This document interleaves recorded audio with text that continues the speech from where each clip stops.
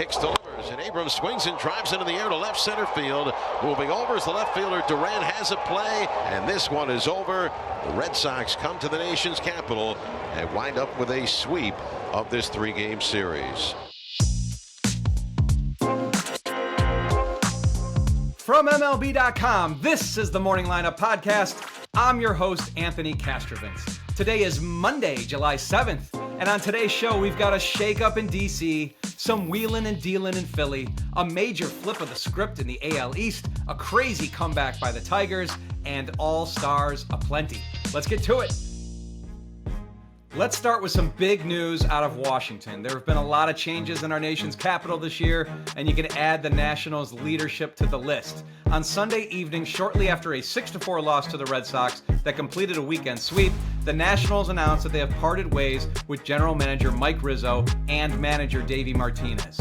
It was 6 years ago that Rizzo and Martinez were at the helm for the Nationals franchise's first World Series title.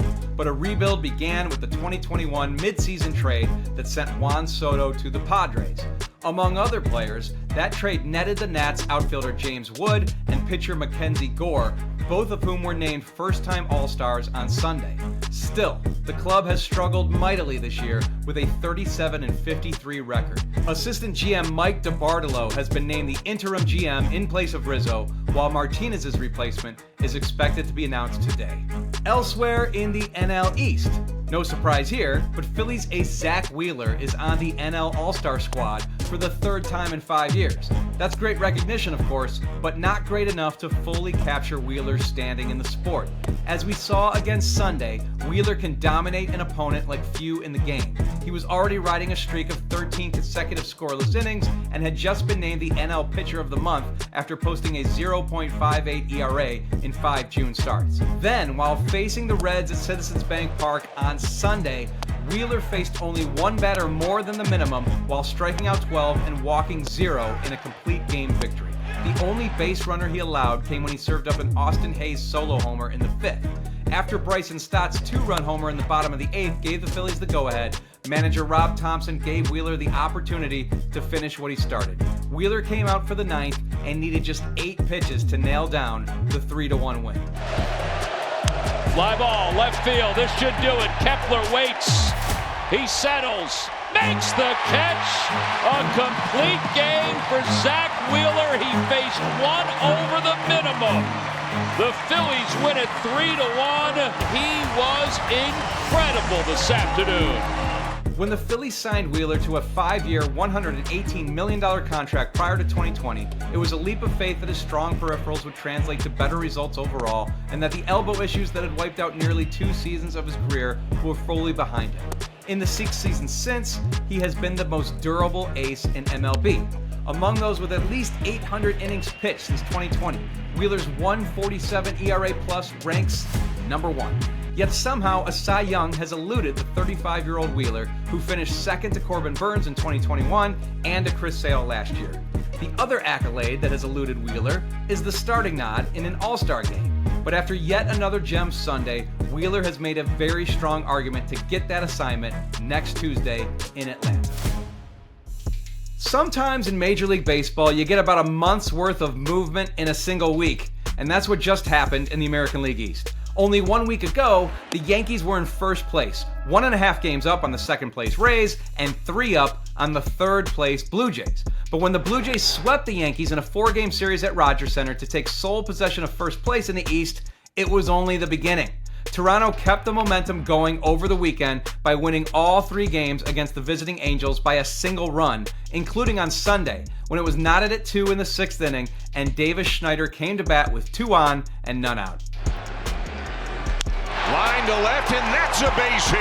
In to score is Bichette. Up to second goes Kirk. It's an RBI single for Davis Schneider to give the Blue Jays the lead. That was the difference maker in the Blue Jays' 3-2 victory, which gave Toronto its first 8-game winning streak since 2022 and first 7-0 homestand since 1994.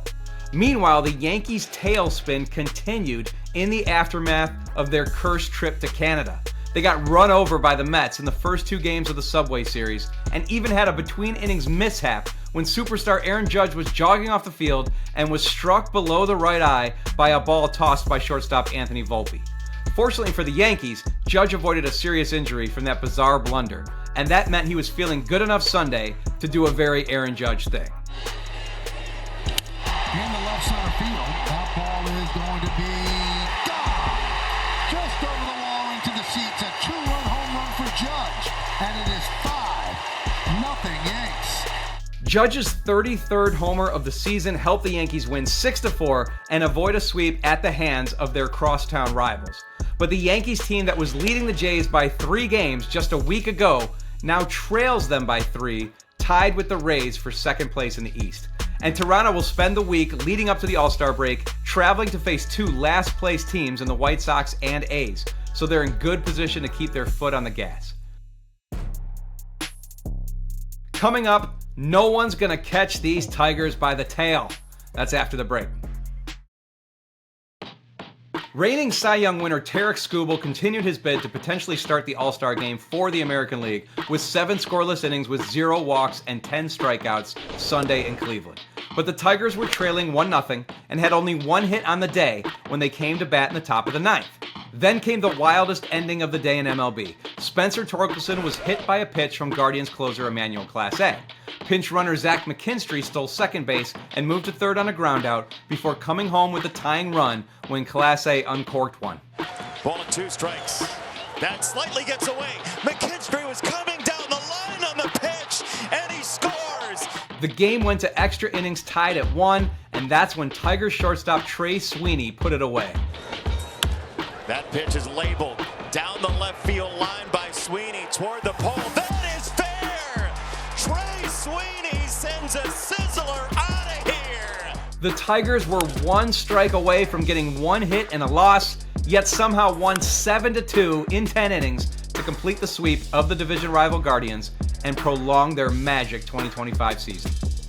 Elsewhere in MLB, as mentioned earlier, after Sunday's reveal, we now have the full rosters for the 95th Midsummer Classic, which will take place at Atlanta's Truist Park next Tuesday. As you peruse the rosters over at MLB.com, you'll note the absence of 2 particularly big names in Juan Soto and Mookie Betts, for now at least, but also the inclusion of 19 first-time selections. There's also 1 particularly notable veteran in the mix. Commissioner Rob Manfred exercised his right to a quote-unquote legend pick by naming Clayton Kershaw an All-Star for the 11th time in his illustrious career. The announcement came directly on the heels of Kershaw becoming the 20th member of the 3,000 strikeout club. Meanwhile, Kershaw's Dodgers were swept by the visiting Astros over the weekend, Houston's first sweep in Dodger Stadium since 2008. It came despite Shohei Ohtani ringing in his 31st birthday on Saturday by pitching 2 scoreless innings for LA. Don't look now, but it's not over for the O's. Baltimore's 2-1 win over the Braves on Sunday completed a weekend sweep, and the Orioles have now won 21 of their last 34 games to pull within 7.5 games of an AL wildcard spot. Brandon Woodruff made an emotional return to the Brewers' rotation Sunday in Miami, pitching 6 strong innings in a 3-1 victory over the Marlins in his first MLB action in 652 days after shoulder surgery in 2023. Head to MLB.com for the rest of the weekend scores. Finally, a word about Bobby Jenks, who we lost to a form of stomach cancer on Friday. Jenks was a 2-time All-Star for the White Sox and the closer who put the finishing touch on the Southsiders' World Series title in 2005, the franchise's first in 88 years. Tying run at second, 2 out. Palmeiro over the head of Jenks. Uribe charges, throws, out! And the White Sox have won the World Series. With a triple-digit fastball and vicious curveball, Jenks was a feared opponent, but also a beloved teammate. He saved a total of 173 games in his 7-season Major League career, which ended in 2011 with the Red Sox. The White Sox issued a statement from Chairman Jerry Reinsdorf saying Jenks and his family, quote, knew cancer would be his toughest battle, and he will be missed as a husband, father, friend, and teammate. He will forever hold a special place in all our hearts. Bobby Jenks was just 44 years old. May he rest in peace. That's all for today's morning lineup. Tonight, be sure to check out a matchup of NL contenders when the Phillies visit the Giants at 9:45 p.m. Eastern Time, 6:45 local in the MLB.TV free game of the day. Mandy Bell will be back with you tomorrow. Until then, thanks for listening. Please leave us a rating and review. Share this episode with the baseball lovers in your life, and have a great day, everyone.